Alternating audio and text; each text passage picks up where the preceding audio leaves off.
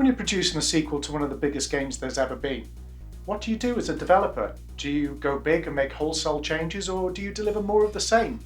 I'm sure this is the nightmare that they were facing.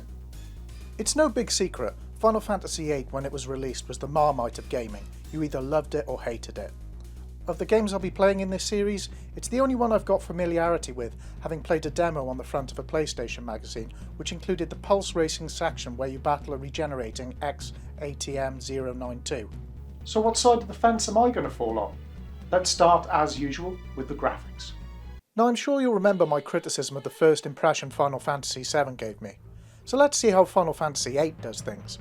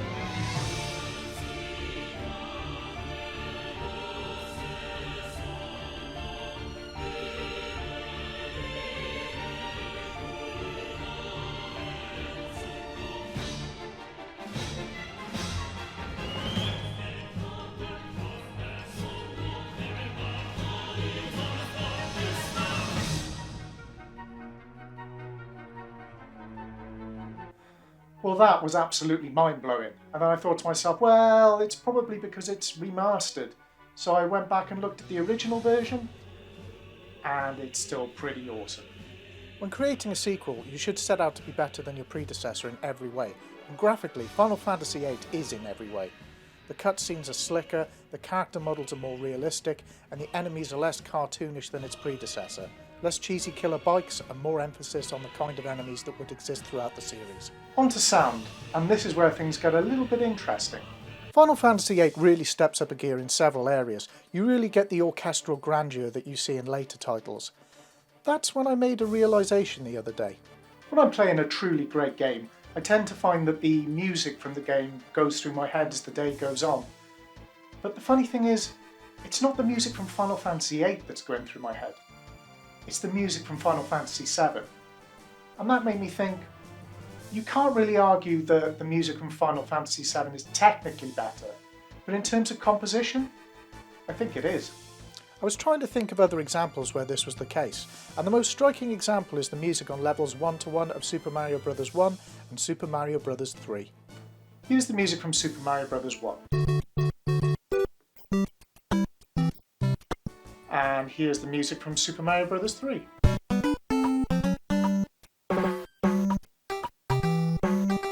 Now, you couldn't possibly argue that the music from Super Mario Bros. 1 is technically better, but in terms of what's going to get stuck in your head, Super Mario Bros. 1 all day long. Now on to gameplay, and let's get the big issue out of the way first. The materia battle system in Final Fantasy VII has been replaced by a far more complicated junction system.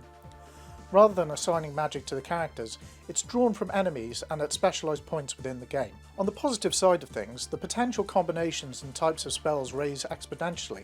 On the negative side of things, you can't for some reason have guardian forces, magic and items at the same time, and items largely become an afterthought because of that. Conversely, weapons and armour become less complicated.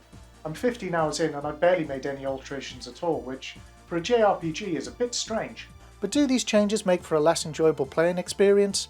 In my opinion, no. To be honest, while the game's explanation of the new system is clunky and awkward, I've taken to it pretty easily, and there's something extremely exciting about finding a new mystery spell that a new enemy has on them. Some of them I haven't even found a use for yet. As you know, storyline is a massive part of the Final Fantasy series for me personally, and Final Fantasy VIII has mostly got this completely down. I start off as Squall, a young cadet for some kind of school for gifted mercenaries. Not the bad type of mercenaries, of course, the good type that you'd send to take out that overly loud guy in the restaurant that you're eating at. I'm off for an exam in a nearby cave, accompanied by my lecturer, who awkwardly hits on my character almost all of the way through. It was really cringy until later when I realised that my lecturer, for some reason, was 18. Odd.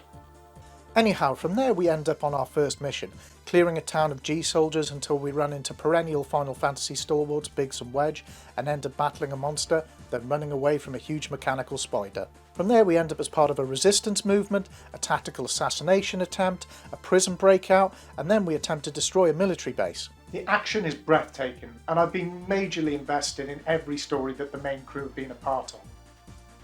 Hang on a minute, did I say main crew? In a bizarre turn of events, partway through the game, your party members pass out and we become aware of another party of heroes existing in the same world. Now, the idea of two teams having separate stories and coming together to form a super team sounds like a brilliant concept on paper, but the execution is not done well. Laguna and his team aren't very interesting in comparison to Squall's team, and I always feel like those sections are taking me away from the storyline and not enhancing it. Also, I don't understand the logic of the link between the two.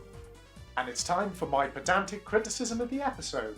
First time it happened, Zell, Squall and Selphie passed out. Next time, Quintus, Squall and Selphie passed out, meaning the characters affected are not linked by anything in the world itself, rather than by whoever I picked in my party, which is a video game mechanic. The third time this happens, a year has passed in Laguna's world, but not in Squall's. I mean, did no one pay any attention to the rules of what the links between these characters would look like? Another interesting decision is making the enemy's strength dependent on the average XP of your party. On one hand, it makes sure that you're always going to have a challenge. On the other hand, it makes it really irrelevant for you upgrading your party because the stronger you get, the stronger the enemies get, and the more dangerous the attacks they can have. Fart? It's never done that before. Oh, so poison and berserk in one go. Delightful.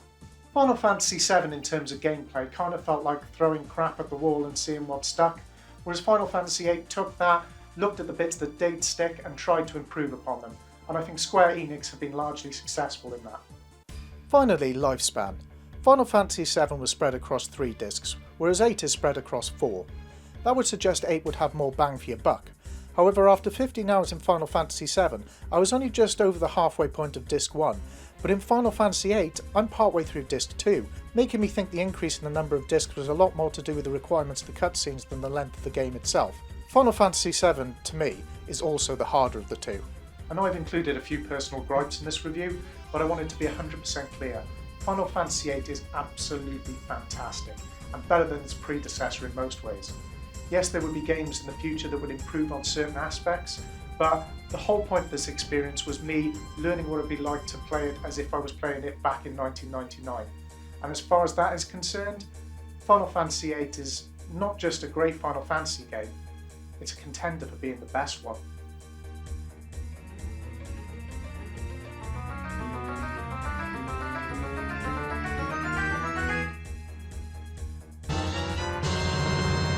Outstanding.